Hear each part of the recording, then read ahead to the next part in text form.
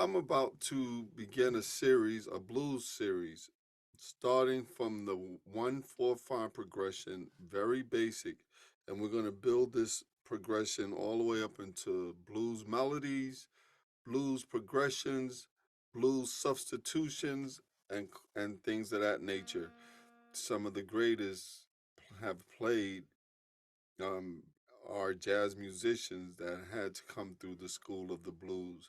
That's why I'm taking my time to help you grow that. Once you master these this series that I have, the blues, you will have a better grip, a better understanding of jazz progressions, jazz chords, and the very beautiful feel that comes through the blues going into jazz. George Benson once said that you need to know the blues and you should imply the blues in your jazz all the time, all the time. George Benson made that statement. If you listen to Wes Montgomery's playing, always an element of blues there. Especially, swing and bebop. Charlie Parker is another one that used blues lines in his progressions, in his even in his tunes, the chord progressions will move into those blues progressions. I'm here to help you with you developing your your blues, especially your blues progression and your blues harmony, because we're going to get into talking about 13 chords.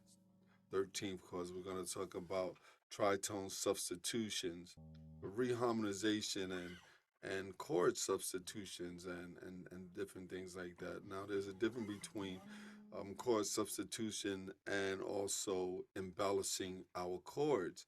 Like having a seventh chord, and then building on that a nine or a flat nine, a sharp nine, 13. All these type of things we will learn. Of course, I do this number system of showing you how to, do the grips and the shapes of the chords. Not only diagram, but I go through each finger that you use to put on the guitar. I'll give you an example of that. I always teach these three very important points. We have um, four fingers that we use: the first finger, second, third, and the pinky, of course, which is the fourth finger. We have the fretboard, which is 22 frets, and then we have our strings, 6 strings. And I use the first finger. If I'm going to make a C9 chord, I'll say first finger on the D string or the fourth string, second fret. The second finger, third fret of the A string, and then of course, if we have our third finger holding down more than one string, I would say third finger, third fret, holding the G, the B, and the E string, which is the third, fourth, and we have this sound, and that's how easy it is. So I'll go through that with you. Also, talk about um, of course, the chord progressions and things like that. If we're in the key of, I think I based it all in the key of G.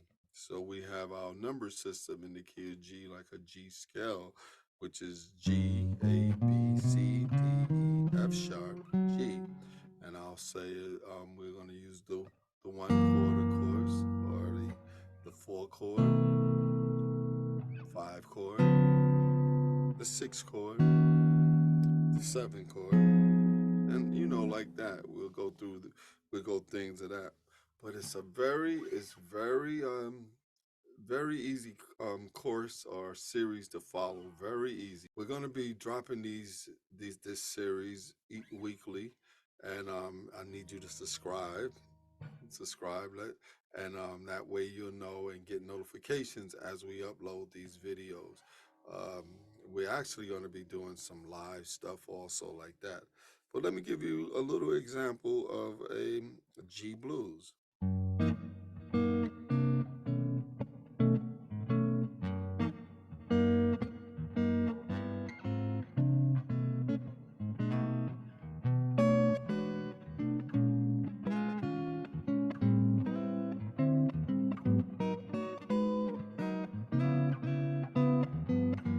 talk about turnarounds,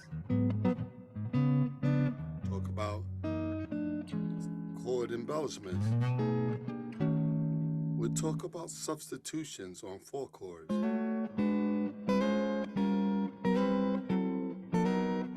We'll talk about 2-5-1 progressions, like going to the 4 chord from G7 to the D minor. We'll talk about lines that we could be using against those. We'll talk about the minor 7 flat 5 chord, how that could be substituted for a D9 chord. And we'll talk about the blues scale. We'll talk about that. Talk about Dorian Mixolydians. So we'll add all these jazz elements into our growth in this blues series. It'll be something that is exciting. We'll also talk about the Blues for Alice, which is a song that Charlie Parker wrote, where he's using major 7 chords throughout the song. And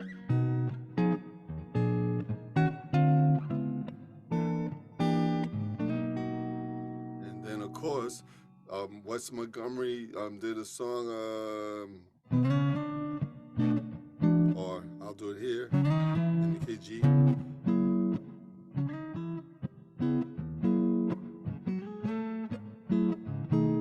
See how he's using the 2-5 on the dominant chords. I think it'll be a very good series for you to master. And once you master it, you'll see that it'll do a lot for your jazz studies, because it'll cover chords, it'll cover cover lines, it'll cover melodies, it'll cover so many very important things for us in our development as a jazz musician.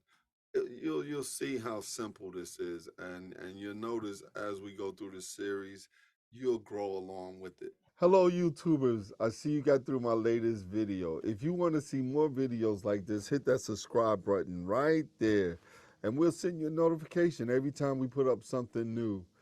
Thank you again for watching Online Jazz Guitar.